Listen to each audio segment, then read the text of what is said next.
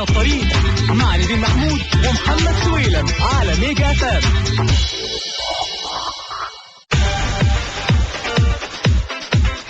منورانا يا ام جودي على الفان بيج بتاعتنا، وهي انسى الطريق بالعربي بفرانكو عرب، بتقول لك سيب الفلتر يا سويلم. طيب في كمان محمد دياب الجن كمان منورنا، مساء الفل عليك، ومصطفى الزناتي ومحمد سعيد ميدو وكل الناس اللي كانت منورانا كمان امبارح في حلقه الشاعر احمد صلاح. احنا كنا عيننا دايما الشعر كان رائع وهو انسان جميل جدا، واحنا كانت عيننا دايما على الفان بيج، بس معلش الوقت اخدنا فما قدرناش ان احنا نمسي عليكم اسم لكن احنا بنمسي عليكم النهارده. ويا ريت بقى تبعتوا لنا كمان على 192.7 تقولوا لنا اخبار الطرق ايه معاكم. انا عملت لك تاج على انستجرام خلاص يا نيفين محمود.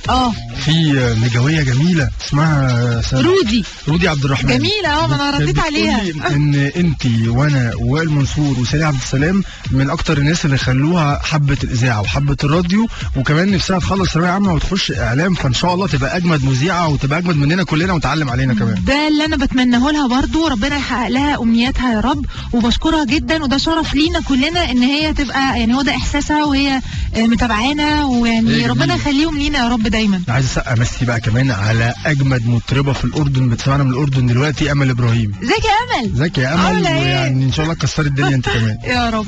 طيب ومبدئيا كده الطرق لغايه دلوقتي لسه مش باينه لها معالم، فاي حد عايز يقول لنا تفاصيل يبعت لنا على 192.7. بس مثلا محور الصحراوي للدائري 100. طيب في اسكندريه سبورتنج زحمه جدا.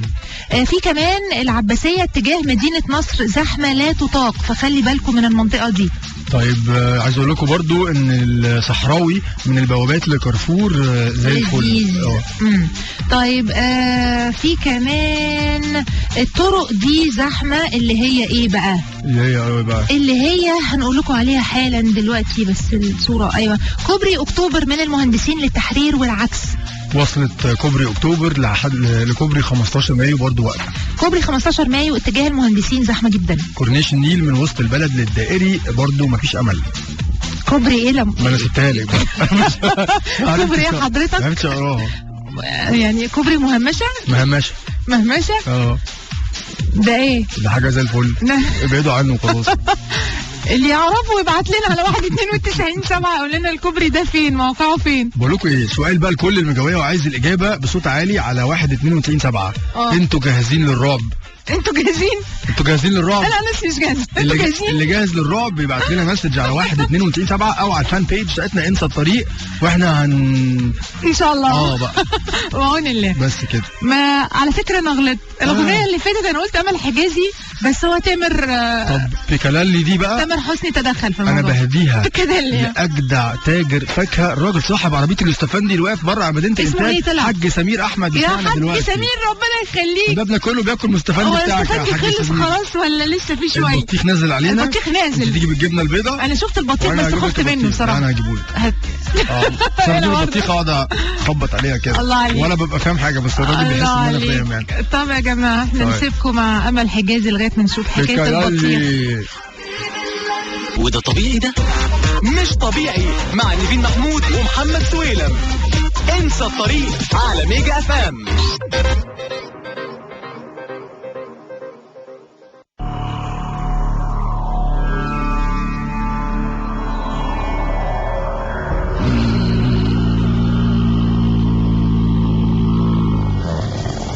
احنا لما سألناكوا على كوبري مهمشة ما كانش سؤال عابر، ما كانش سؤال عشوائي. انتوا اللي قررتوا ان احنا نكمل في الرعب. هنا ومصطفى 8 سنين و9 سنين بيقولوا جاهزين، ومصطفى الزناتي كمان. الله. حسام ابو ضيف وفادي طبعا تبرعوا ان هم يقولوا لنا فين كوبري مهمشة. فدا وزين بيسمعونا كمان دلوقتي وهنرعبهم. فادي بيقول، استنى ما اشوف بس فادي عشان كان باعت لي. استنى. بيقول ايه؟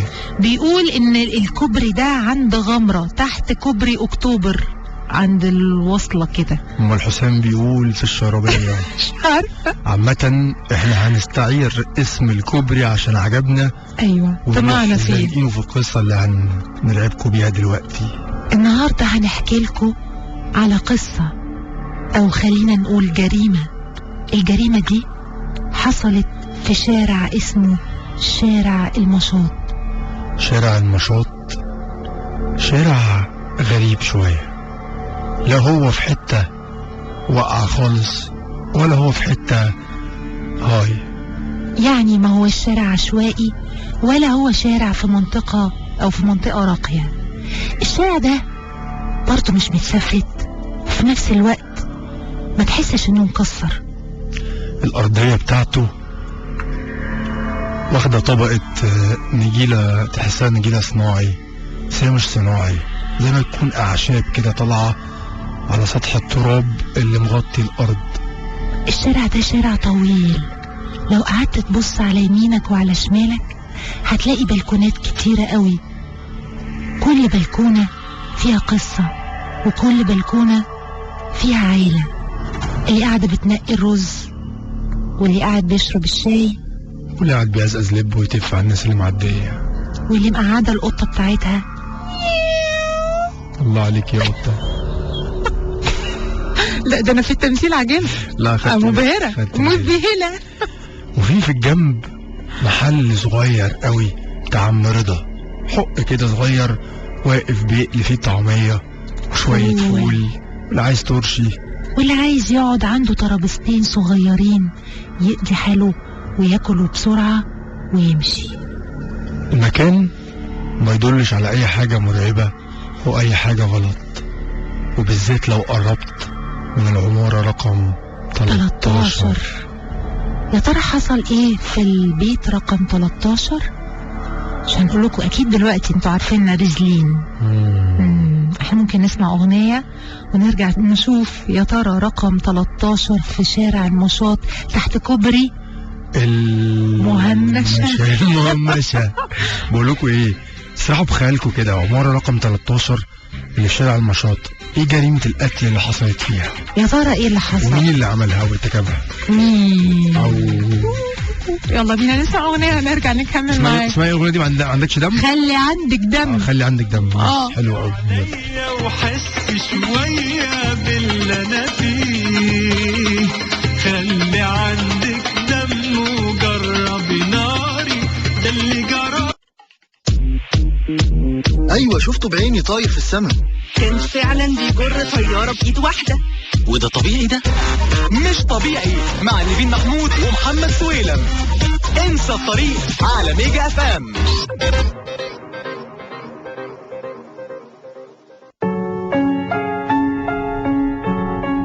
ما بعرفش ازوم على المزيكا دي. ليه يا سويلم؟ انا متسست مع التانية. لا حول الله يا رب، ما هو كله رعب يعني. طيب احنا لسه بنكمل لكم قصة جريمة قتل بشعة، مش عارفين مين اللي عملها وايه الدوافع بتاعته. انتوا اللي هتفكروا معانا في شارع المشاط. شارع المشاط تحت كوبري المهمشة، البيت رقم 13. احنا دلوقتي واقفين قدام عمارة رقم 13. خلينا اشرح لكم انا ونيفين. العماير هناك كلها قريبة من بعض، وبينها في فتحات او زي مدقات صغيرة، ممرات، حواري ضيقة كده، تحس ان انت في فينيس في ايطاليا. يسمع من بقك ربنا. صح كده؟ جميل. طيب حلو. المهم في البيت رقم 13 حصلت جريمة القتل اللي هنحكي لكم عليها. اول مشهد بنشوفه في الرواية او بتسمعوه معانا في روايتنا النهاردة، في صالة في بيت، في بنت صغيرة في سن المراهقة، بنشوفها مرمية على أرض الصالة، وشها كله متغرق بالدم.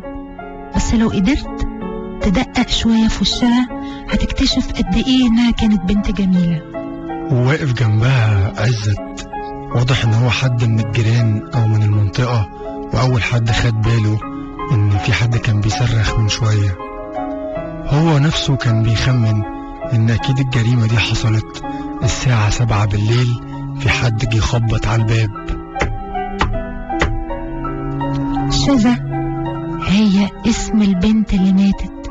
شذا راحت على الباب علشان تفتح وتشوف مين اللي على الباب، وبسرعة جدا بعد ما فتحت لقت حد بينزل على راسها بعصاية حديد تقيلة. طبعا راحت فيها وملحقتش حتى تدافع عن نفسها. شذا قاعدة في البيت ده مع ست كبيرة مسنة، مامتها بتتحرك بصعوبة جدا. قعدت تقول لها: يا شذا، مين اللي كان على الباب يا شذا؟ طبعا على البال ما الحاجة جمعت ان شذا ما بتردش، وقامت من السرير واحدة واحدة ووصلت لمكان الحادثة. كان القاتل فص ملح وداب، وبنتها المراهقة المسكينة اللي كانت في يوم جميلة على ظهرها جثة ما بتتحركش. انت لما بتقعدي تقولي كلمة مسكينة كتير بفتكر القصة بتاعت سارة. فاكرة؟ سارة المسكينة. فما تزوديش في كلمة مسكينة. عامة يا جماعة، مع نهايات يعني ان شاء الله السنة دي هنبقى خلصنا على اسامي البنات كلها. لا ان شاء الله يعني بنهرج يعني. احنا دلوقتي قدام الجريمة اللي حصلت. تفتكروا مين اللي قتل شذا وقتلها ليه؟ دي بنت صغيرة، هتكون عملت ايه تستاهل انها تموت عشانه؟ ولا نعرف نجيب القاتل ولا لا يا نيفين؟ ومين عزت؟ انا مش عارف مين. انا طول عمري اسم عزت بيثير جوايا تساؤلات كتير قوي. صح. عزت وعزة الاثنين يعني. هتسمعينا ايه؟ عزت. هتسمعينا ايه؟ مايا دياب. اوه يا مايا، انت هتسمعها مش هتشوفها. علشانك يا مايا، عزيزي سويلم، علشانك يا مايا ازحلق المذيع اللي معايا. تبيع في لحظة يا سويلم، مش بعيد عليك. لا اخر مرة هسمعك مايا بجد عشان ما تهرجش مايا. خليها تيجي تغني لايف هنا في الاستوديو ان شاء الله. ان شاء الله. السلام عليكم.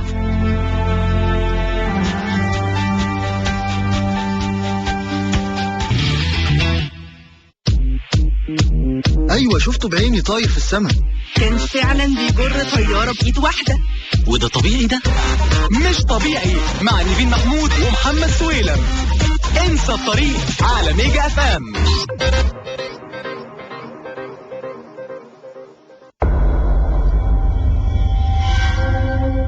انا عايز قبل ما نكمل القصة اقول النمرة اللي اخرها 542 ان احنا كل مرة بنجيب قصة للدكتور احمد خالد توفيق او اي كاتب تاني لازم في اخر الحلقة نقول اسم الكاتب واسم الكتاب، وده واجب علينا، بس انت ما بتكملش للاخر.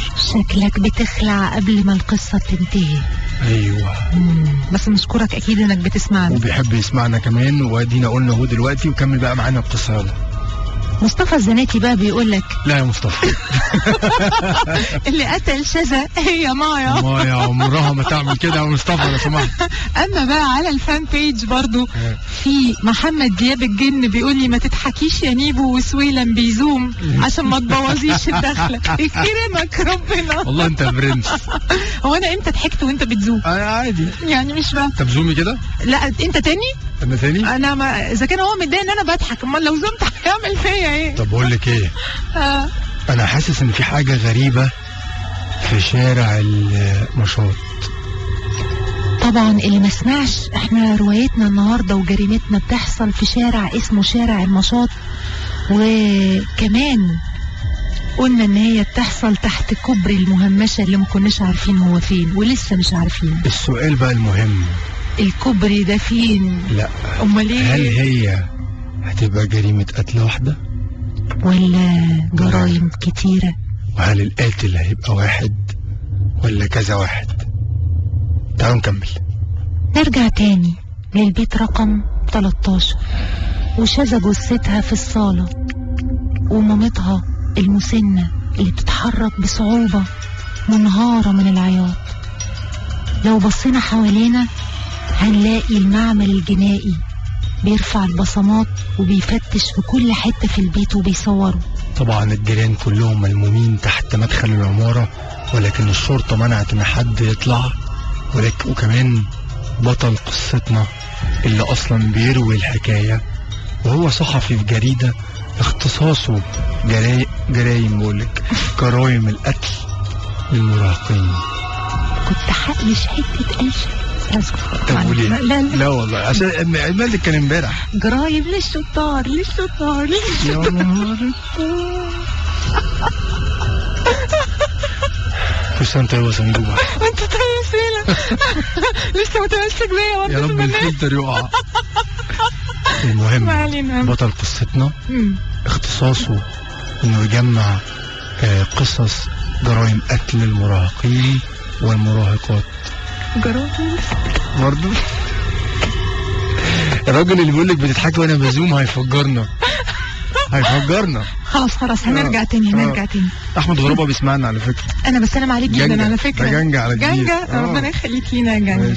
المهم بطلنا اللي لسه مش عارفين اسمه واللي كل وظيفته هو انه يجمع اخبار الجرائم وخصوصا للاطفال، الجرائم اللي بتحصل للاطفال الصغيرين. واقف في الصاله ومعاه عزت قرب منه وهو بيولع سيجاره وقال له: انت عندك تفسير للي حصل ده ما سرقش حاجة والبنت محدش لمسها. رد عليه طبعا الصحفي وقال له: ما يمكن ملحقش او ما كانش عنده وقت، يمكن تكون صرخت او مامتها خدت بالها بسرعة فاضطر ان هو يجري قبل ما يتقفش. وفعلا بطلنا قاعد يلف في الشقة علشان يحاول يجمع تفاصيل اكتر، بس هو كان عارف الشارع ده قبل كده لانه كان هنا من 3 شهور، ودي المشكلة. تفتكروا كان هنا من 3 شهور ليه؟ وايه اللي ممكن يكون حصل من 3 شهور؟ قريب شوية او مش قريب من اللي حصل لشذا. يا ترى ايه؟ هنقول لكم بعدين. في حد بيقول لك اسمه مهمشة. مهمشة. كلموني وانا اقول لكم فين. باد ميموريز. الإفيه ده بيفكرنا بأيام الله لا يرجعها. الحمد لله. نحمد ربنا. يلا سلام عليكم. برضه نسمع ايه؟ مظلوم. انت جاي تقوم ولا كده؟ ايوه شد وقوم انت. يلا سميرة الديفا. اوعوا تقوموا انتوا. الديفا. سلام عليكم.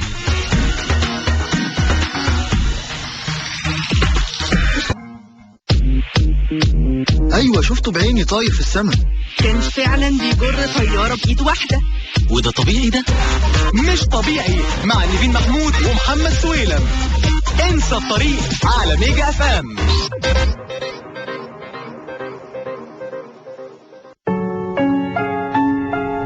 قبل اي حاجة اعتذري. كنت هعمل كده فعلا. انا بعتذر لك يا مينو، انتي بالذات عشان كانت سايقة والقلشة طبعا يعني خبطت في وشها في ناس. في مسج جايلنا بتقول: حد مين يا سويلم؟ انا فاطمة اللي كنت قلت لكم قصة اليوستفندي لو انت فاكر يعني، وانا كنت عايزة افيدكم بس تفكروا شمال ليه كده يا جماعة. هي اللي بعتلنا كلمني وانا اقول لك فين. اوكي. فاطمة مساء الفل عليكي. طبعا يعني احنا مش فاكرين القصة ولكن هنكلمك برضو تفكرينا بيها ومسي على المسج بتاعتك. ومعلش يعني ساعات الفي بيحكم. احنا بنهرج معاها طبعا. لا وهي عارفة ان احنا بنهرج ما هي عاملة اسمها الفيس. اكيد فسامحونا يعني. طيب نرجع تاني. اعتذرتي للبنت؟ انا اعتذرت. انهارت. ايه ده بقى؟ انتوا كيتو. النور قطع عندنا يا جماعه. ده بجد والله. هنلحق نكمل القصه قبل ما يتقطع الارسال كمان. يلا طيب يلا بسرعه. والله الجو ده حلو تصدقي. هو مود مناسب. جدا. طيب بعد ما نحكي اللينك ده تعالي نصور لهم في الضلمه دي. خير ان شاء الله. ماشي. بس انا غالبا مش هبان عشان في الضلمه. الهيدفون هتبان عليك. الهيدفون بالتاني اللي انا واخداه ده مش ببان في الصور. البينك اللي انت لابسه ده حلو قوي. ماشي اوكي. نرجع لقصتنا وقلنا لكم ان البطل بتاعنا اللي شغال صحفي وتحديدا في جرائم قتل الاطفال والمراهقين. الشارع ده مش غريب عليه، اللي هو شارع المشاط، وهو واقف دلوقتي في الشقة اللي اتقتلت فيها شذا اللي اتضربت على دماغها. بس مخه رجع تاني بيه لمدة 3 شهور قبل كده عشان يفتكر اليوم ده اللي كان قاعد في الجورنال بتاعه لما كلمه واحد ما يعرفوش وقال له: في طرد مهم ليك هتلاقيه في سلة المهملات بره قدام باب الجورنال. لما حاول يستفسر انت مين وجبت نمرتي منين، السماعة اتقفلت في وشه. هنا ابتدى يقلق ويقول: اروح وادور على الطرد ده ولا ممكن تكون في حاجة خطر؟ ممكن تكون فعلا حاجة خطر، بس الحمد لله احنا ما عندناش نظام المافيا هنا في بلدنا. المهم بطلنا طلب من راجل الامن من السكيورتي ان هو يمشي معاه لغاية سلة المهملات. فعلا بطل يعني. بطل حقيقي بطل. لا شجاع. شجاع جدا طبعا. بس هو اللي دور في الباسكت هو اللي لعب في الزبالة. كان متضايق جدا الحقيقة، وكان حذر لانه كان خايف لغاية ما لقى علبة في الباسكت مقفولة. العلبة دي فيها ايه؟ فيها ايه؟ في يعني الحمد لله. لقى علبة مش كبيرة ومش صغيرة، طلعها وقعد يفكر كتير، وابتدى يجي في دماغه سيناريوهات الافلام بتاعت ذا سبيشالست لو تفتكروه بتاع سيلفستر ستالوني، لما كان اي حاجة بتتفتح تروح مفرقعة. نيفين سايبه المايك وقاعده تبص في الضلمه اللي احنا قاعدين فيها دلوقتي. اصل يعني محدش يضمن. فكر يكلم خبراء المفرقعات، بس بعد كده قال لي لا، هخش في سين وجيم، انا هفتح العلبه واللي يحصل يحصل. وفعلا فتح العلبه. تخيلوا لقى ايه؟ ما تقوليش. ما قولش. تعالي بقى ايه؟ ماشي. نلعب مع الناس لعبه. اللي هيقول لنا العلبه فيها ايه هياخد جايزه ب 300 مليون جنيه. استفندي 300 مليون جنيه اللي يقول لي العلبة فيها ايه. اوكي يلا يلا بينا نطلع فاصل، بعد كده هنسمع اغنية وارجعوا لنا تاني. طب ما تيجي نعمل اهداء لهدى عثمان. هدى حياتي. هدى عثماني على كبير قوي. مساء الفل عليك. يلا بينا فاصل اغنية، وبعدين هنرجع نشوف انتوا قلتوا لنا وبعتوا لنا على 192.7 العلبة فيها ايه. فكروا. ميجا فان 92.7 اختيارك رقم 1. طارق شفت موبايل الجديد بيتشحن؟ ايوه شفته بعيني طاير في السماء. كان فعلا بيجر طيارة بإيد واحدة. وده طبيعي ده؟ مش طبيعي مع نيفين محمود ومحمد سويلم. انسى الطريق على ميجا فان.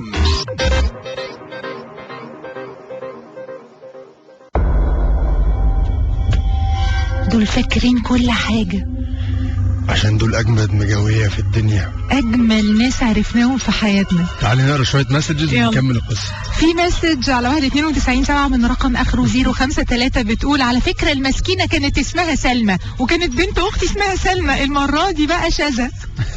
في مسج مش فاهمة قوي. نمرة أخيرة 766 من محمد نصر بيقول على فكرة يا جماعة أبناء الصمت بعد القصص دي هيبقى عندهم هلوسة. ابناء اللي هم الناس المستمعين اللي بيسمعوا هم صامتين. ما بيشاركوش. الحزب الصامت. ماشي. عليك. عمرو السوهاجي بعت بيقول ايه نقسم سوا 300 مليون. العلبة فيها ايه؟ بيقول لك يا سنجوبة وسوبرمان ملوك الرعب، ايه رايكم تقولوا لي العلبة فيها ايه ونقسم مع بعض 300 مليون. يا سلام يا عمرو، ده انت خبيث قوي. حاضر يا عمور. طيب في كمان العلبة فيها صباع رجل الشاذة الصغير، وانا عارف القتيل ده محمد عطية. وبعد كده اسماعيل بقى مساء الفل عليك انت وكريم سومان بيقولي اجمد مذيعين منورين الساحه، اذا كانوا ضلموها عندكم فهي منوره بوجودكم، والله العظيم هي منوره بيكم انتوا يا اجمد مستمعين في الدنيا كلها. بيقول العلبه فيها عصفوره حبيبي. طيب ما تيجي بقى نكمل لهم القصه عشان نقول لهم العلبه فيها ايه. احنا رجعناكم معانا ل3 شهور قبل الجريمه الاولى، جريمه شذا بالظبط. لما كان بطلنا اللي ما نعرفش اسمه لغايه دلوقتي بيفتكر انه زار المكان ده قبل كده، جاله التليفون من حد ما يعرفوش قال له اطلع بره ودور في سلة المهملات اللي قدام الجريدة او الجورنال هتلاقي طرد مهم، وفعلا طلع لغاية ما لقى العلبة الغريبة اللي محطوطة جوه باسكت الزبالة. طلعها من الباسكت وقرر انه يفتح العلبة بنفسه، ولما فتحها استغرب جدا. لقى جواها حزام قديم جدا زي ما يكون متقطع بالظبط. قعد يفكر هو ده حد بيهرج معايا ولا ايه، انا مش فاهم حاجة. وبعدها بعد ساعة بالظبط من حكاية العلبة قالوا له ان في جريمة قتل في شارع المشاط. هو مش فاكر في اي مبنى او في اي عمارة بالظبط، بس فاكر انه لما وصل شارع المشاط الاهالي كلهم كانوا واقفين بيعيطوا، وكان في اهل القتيل منهارين جدا، بالذات لما اكتشف انه كان طفل صغير طفل عنده 3 سنين كان بيلعب قدام بيتهم ساعة الظهر. كان في حد ماشي ورا الطفل ده لغاية ما شده جوه مدخل بيت من البيوت وخنقه بكل قسوة. ولا سرقه ولا اعتدى عليه ولا اي حاجة، وهرب فص ملح وداب. هرب بس ساب ذعر ما يتوصفش. فعلا محدش سرقه، لكن دي جريمة غريبة قوي ان هي ملهاش اي سبب، ولا يمكن يكون وراها سبب. ممكن يكون وراها زوجة تانية عندها، لا مش زوجة تانية، زوجة أولى بقى. غلة وشايلة من الزوجة التانية بالظبط. وفعلا زوج أو أب الطفل القتيل ابتدوا يستجوبوا مراته الأولانية، اكتشفوا إن هي كانت في شغلها وعندها شهود. بالظبط، وعشان كده القضية اتحفظت، وياما قواضي كتيرة جدا بتتحفظ والقاتل بيكون طليق. عشان كده قلنا لكم إن البطل كان هنا من شهور.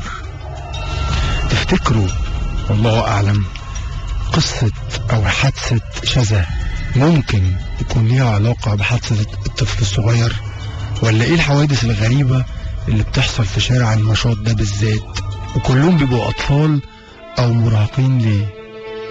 الأغنية دي تحفة حقيقة، من أغاني تامر عاشور طبعا الرائعة يعني. طب يلا بينا. اسمها آخر مقابلة. هي فعلا هي آخر مقابلة. يلا بينا نسمعها ونرجع نشوف يا ترى بطلنا اللي ملوش اسم هيقابل جريمة ايه كمان. هيحصل جرائم تاني ولا لأ؟ هل مرتبطين ببعض ولا لأ؟ آخر مقابلة. آخر مقابلة. احساسنا فيك. ايوه شفته بعيني طاير في السماء. كان فعلا بيجر طيارة بإيد واحدة. وده طبيعي ده؟ مش طبيعي مع نيفين محمود ومحمد سويلم. انسى الطريق على ميجا اف ام.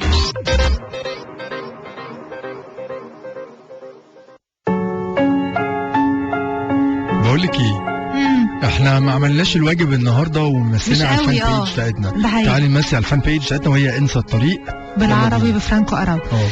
ويدو عمر او اللي هو وليد بيمسي علينا وبيقول ان هو بيحب اليوم بتاع الرعب ده جدا. يا وليد مساء الفل يا ويدو. مساء الفل عليك وعلى محمود لوزة. بيقول اكيد العلبة ما فيهاش فيه. لا يا راجل صح. على فكرة العلبة دي هتتكرر كتير معانا، خليك بس واتقل كده. العلب هتتغير فعلا. محمد دياب الجن مساء الفل عليك. والحقيقة كان نفسي اقول الكومنت بتاعك بس يعني صعب شوية. لا محمد دياب احنا هنكلمك في مرة بقى تطلع تزوم على الهواء تورينا كده الزومة بتاعتك. صح. انت وزيزي يو. في كمان احمد الدعوس مساء الفل. تامر عاشور احنا سمعنا فعلا الاغنيه بتاعته، فيا رب تكون انت سمعتها كمان يا احمد. طيب في كمان عندنا ام جودي مساء الفل عليكي. على فكره هو الكوبري اسمه مهمشه مش مهمشه. عشان يعني بفتح الماء مهمشه. صح كده. طيب نرجع تاني لقصتنا ولكن احنا دلوقتي في الوقت الحاضر. البطل بتاعنا زي ما قلنا الصحفي اللي دايما بيدور على قصص او جرائم قتل الاطفال والمراهقين، قاعد في مكتبه في الجريدة وفجأة رن التليفون. برضو المرة دي رد عشان يلاقي صوت عادي يعني ما يعرفوش، بس صوت حد مفتعل بيحاول يخبي شخصية صوته. المرة دي هيقول له برضه ان مستنيه طرد مهم في سلة المهملات قدام الجورنال. اللي كان بيشده او بيجننه دايما ان الشخص اللي بيكلمه بيتكلم بهدوء جدا وأكنه بيحكي له قصة خفيفة، مش بيقول له على طرد هيوصله لجريمة قتل. فعلا كأنه كان بيكلمه في شغل. بعد ما قال له الرسالة دي قفل في وشه السكة. وهنا قرر تاني بطلنا اللي ما هوش بطل قوي يعني ينده رجل الأمن اللي اتمرمط معانا من أول القصة. اسمه عم مسعد. صح كده. قام عم مسعد وخد في ايده البطل بتاعنا وراحوا ناحية باسكت الزبالة. فعلا لقوا علبة أصغر شوية المرة دي، بس المرة دي كان فيها شيء غريب قوي. لغاية دلوقتي بطلنا مش فاهم الرسالة ايه معناها. فتح العلبة لقى رباط جزمة وتفكر تاني، ايه السخافة دي؟ حد بيهرج معايا بالطريقة السخيفة دي؟ ده حد فاضي وقعد ابتدى بقى ايه يشعر فيه، لغاية ما جاله تليفون تاني يقوله في جريمة قتل حصلت في شارع النشاط. بس قبل ما نقول لكم على الجريمة اللي حصلت، عايزين نشرح لكم العلاقة اللي ما بين البطل وما بين عزت. فاكرين عزت اللي قلنا لكم انه اول واحد اكتشف جثة شذا؟ الجريمة اللي حصلت في العمارة رقم 13 في شارع النشاط. هو من سكان المنطقة دي، ولكن هو كمان ضابط شرطة. العلاقة اللي ما بينهم هو ان عزت يقول للبطل بتاعنا الاخبار عن الجرائم بكل تفاصيلها، عشان بطلنا يكتب في الجورنال بتاعه عن اسم عزت الجريني، وعن نشاطه، وعن نجاحه في ان هو يكشف اسرار الجرائم كلها. ومن هنا نشأت او بدأت صداقة قوية جدا ما بين الضابط بتاعنا اللي هو عزت وبين الكاتب اللي اختصاصه جرائم القتل. علاقة مصلحة يعني، تبادل منفعة. المهم ان المرة دي بطلنا قرر ان هو يحكي لعزت الموضوع بتاع التليفونات والطرود اللي بتجيله وجواها حاجات مش مفهومة، لان هو الوحيد اللي بيثق فيه، ولانه عارف انه لو راح لأي ضابط شرطة تاني وقال له انا بيجيلي مكالمات غريبة وبلاقي علب فيها حاجات مش مفهومة وبعدها ب5 دقايق تحصل جريمة قتل، هيشكوا فيا اول واحد. وفعلا حكاله على قصة العلب والتليفونات، وهنا عزت قرر ان هو ينصحه. قال له انا انصحك انك ما تحكيش القصة دي لأي راجل شرطة مصري. طبعا البطل بتاعنا حواجبه اتلزقت في السقف كده وقال له ليه؟ ما على فكرة في اي حتة في العالم اشهر سيريال كيلر او قاتل ممنهج، لا اسمه عنده قاتل ايه يعني ايوه في تسلسل معين في الجرائم بتاعته. عارفين الناس اللي بتبقى مهووسة ومريضة بيحبوا يربطوا جرايمهم ببعض بحاجة، ودايما بيبقى مثلا واخد خط معين ترند، مثلا بنات شعرهم اصفر عندهم ما بين 18 ل 23 سنة ويبتدي يقتل فيهم ويقعد سنين يبحث ويدور، وتلاقي دايما في حاجة كومن ما بين الضحايا بتوعه. هم دول السيريال كيلرز. اشهر واحد في تاريخ الاجرام هو فعلا اسمه زودياك.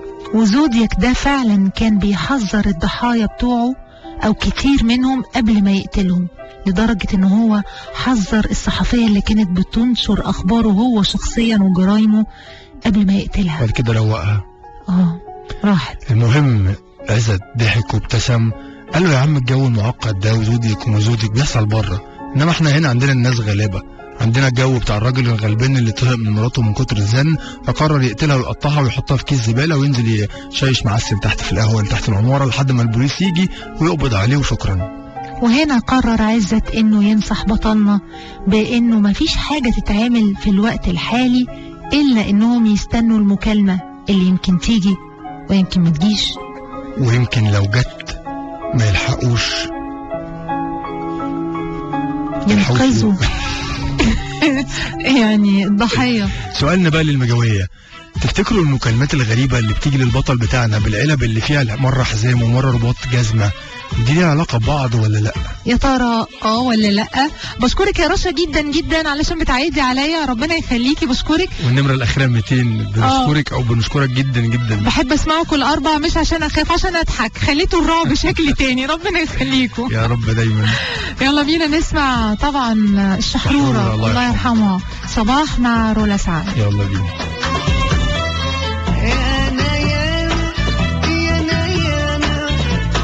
ايوه شفته بعيني طاير في السماء، كان فعلا بيجر طيارة بإيد واحدة. وده طبيعي ده؟ مش طبيعي مع نيفين محمود ومحمد سويلم. انسى الطريق على ميجا اف ام.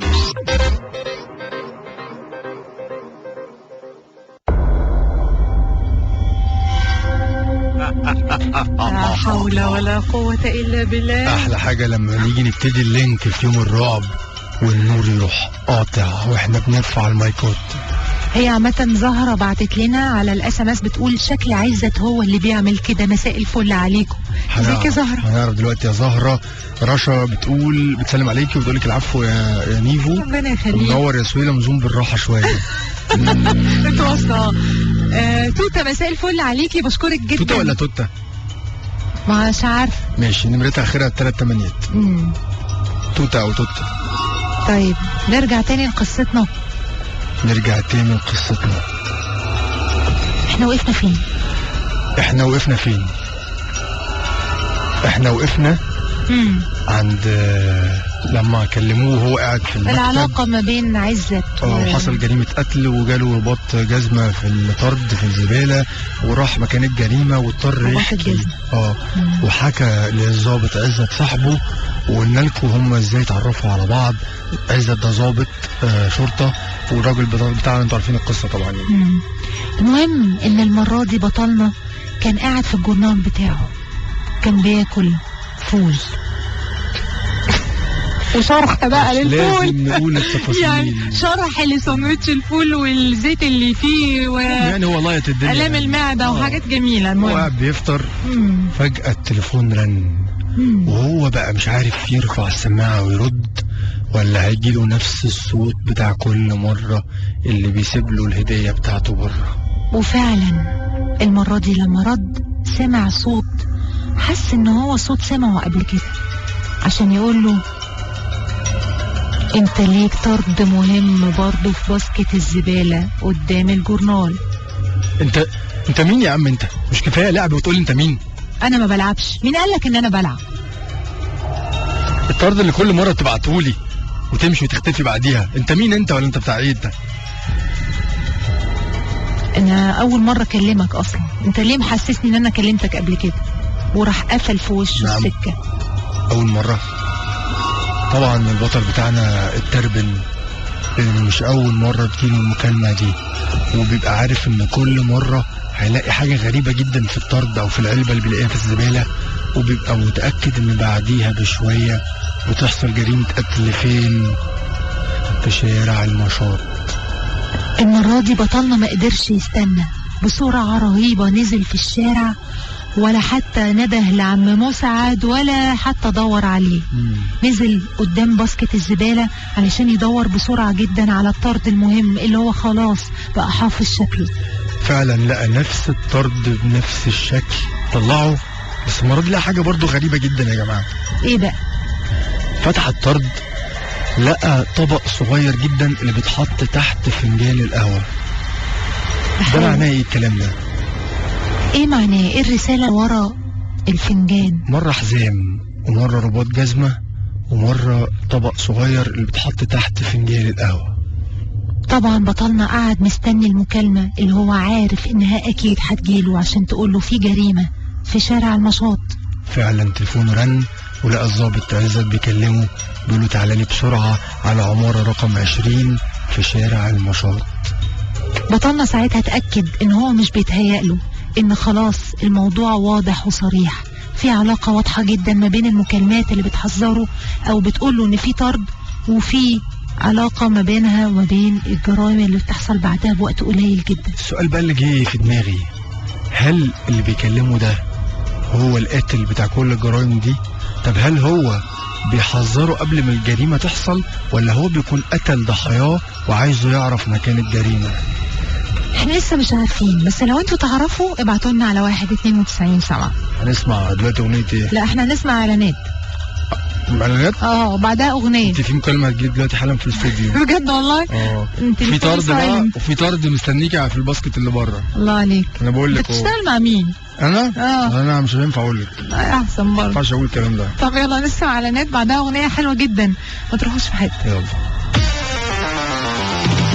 ميجا فان 92.7 اختيارك رقم 1. الاعلان ده معمول لجميع ايوه شفته بعيني طاير في السماء. كان فعلا بيجر طيارة بإيد واحدة. وده طبيعي؟ ده مش طبيعي مع نيفين محمود ومحمد سويلم. انسى الطريق على ميجا فان.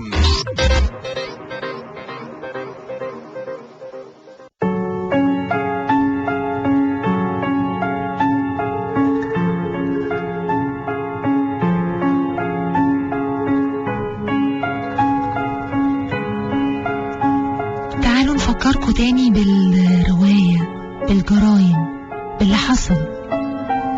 اللي اتقتلوا طفل صغير عنده 3 سنين، فتاة مراهقة. شذا. اسمها كان شذا. المرة دي هشام عنده 20 سنة، ساكن في شارع المشاط، بالتحديد البيت رقم 20 في الدور الأرضي. هشام هي المكالمة اللي جت للبطل بتاعنا بعد الطرد الثالث، اللي لقى فيه كوباية أو طبق صغير بيتحط تحت فنجان القهوة، واللي كلمه كان الضابط عزت، وفعلا راح جري على عمارة رقم 20 في شارع المشاط. واضح ان هشام كان قاعد في البيت لوحده، جرس الباب رن، راح للباب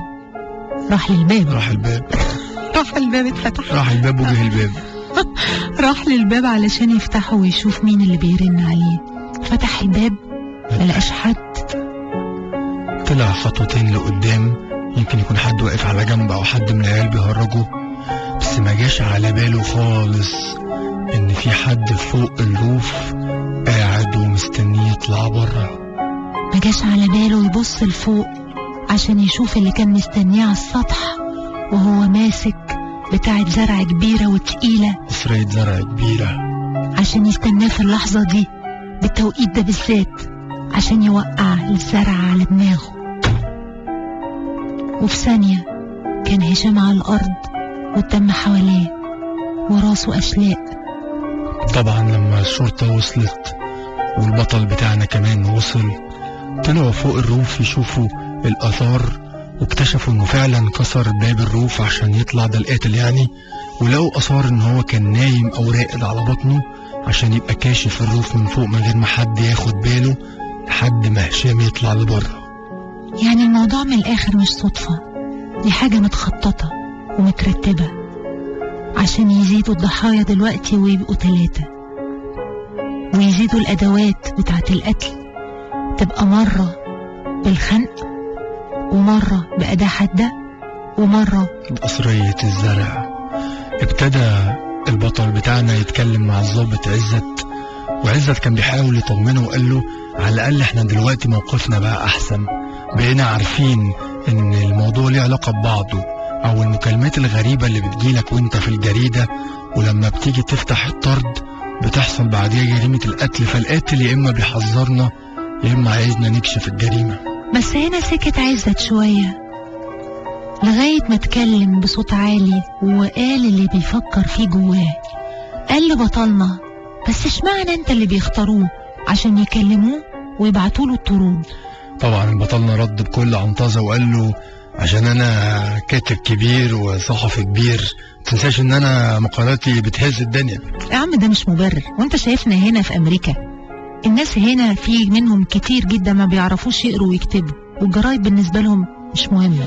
طبعا بطلنا خدها على قلبه وعلى كرامته، كان نفسه القصرية دي تنزل على دماغ عزت.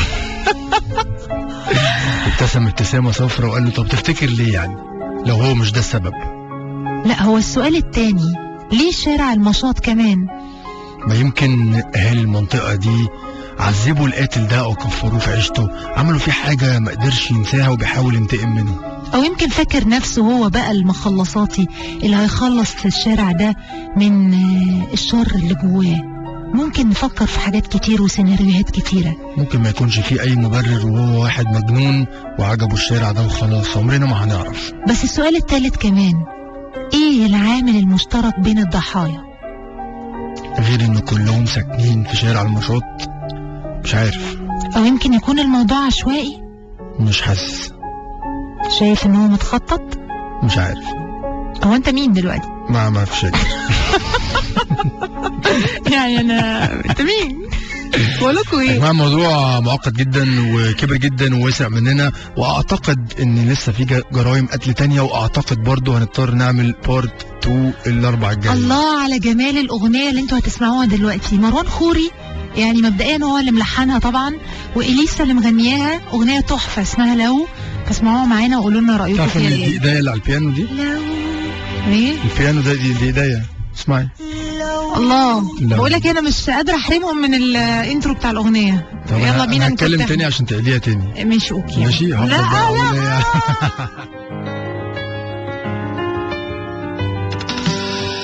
انسى الطريق مع نيفين محمود ومحمد سويلم على ميجا اف ام.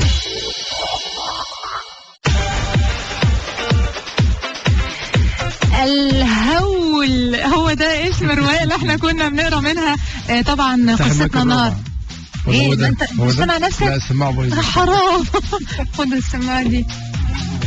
المهم اسم الرواية الهول طبعا لأحمد خالد توفيق، بنشكره جدا أكيد على خياله وتفاصيل. لا والله لا والله. طبعا احنا بنقتبس كتير جدا من دكتور احمد خالد توفيق ومن كتاب كتيره جدا كبار كلهم برضو بيكتبوا في مجال الرعب وما وراء الطبيعه والحاجات اللي مش طبيعيه بس احنا بنتبسط جدا جدا جدا اكتر، يعني لو انتوا كنتوا بتتبسطوا معانا احنا بنتبسط اكتر لان احنا كمان بنقعد نسرح معاكم وبنحط التاتش بتاعنا. الحقيقه اذا كان في الشايه يعني اضافه اسم طبعا ابطال بيبقوا غراب جدا، فاحنا شوهنا 3/4 اسامي البلد بس مش مشكله.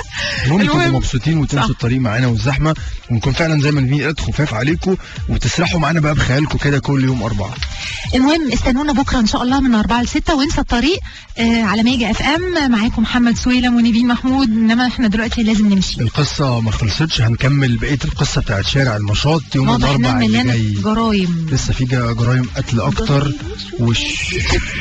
ولسه هنعرف هنعرف ايه اللينك بين الكوبايه والحزام ورباط الجزمه والحاجات التانية اللي لسه هتطلع لنا. ده حقيقي. نختمها بملك الاحساس بقى. ملك الاحساس فعلا، يعني احنا النهارده الاغاني فيها احساس عالي. اليسا مع فضل شاكر وقبلها مصطفى حجاج. معقول انساك معقول؟ طبعا لا. نحن لا ننسى يا اخوه ولكن نتناسى يا سيدي. نحن نتناسى ندعي النسيان احيانا لا بل دائما دائما. هيا اميرتي. لا فضل كده لا. نختم هذه كده نيفين مش مبسوطه. وتبا. لا انت بتسرع. ترجمه دي ترجمه. طبعا انا هسيبكم دلوقتي، بكره نقابلكم تاني من 4 ل 6 ما تنسوناش. السلام عليكم. السلام عليكم، مسوا بالخير.